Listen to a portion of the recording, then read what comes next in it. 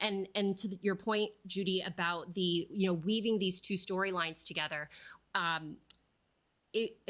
was that challenging for you? Because I think back to one of the books that I wrote where I had kind of like a something happening in the 1800s that is kind of woven through time and affecting current events of the day.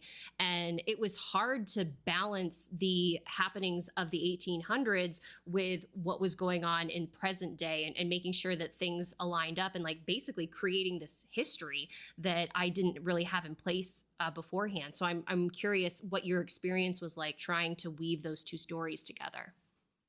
That's a very good point, and it is a challenge. And I won't kid you, I spent a lot of sleepless nights and walking the floor days trying to figure out how to pull that all together. And but you do your research, things like that. There's actually and that's probably where our sleuths come involved. Helen, my protagonist, she has a daughter and a son, and they are twins. And her daughter's name is Lizzie. And Lizzie sometimes gets involved in helping her out. And Lizzie agrees to meet her up in the attic and go through some old files of this B&B while the house is empty and everybody is away. And they're up there.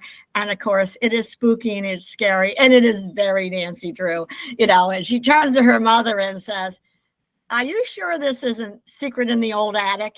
Because that was the flavor of that whole scene, which is an awful lot of fun.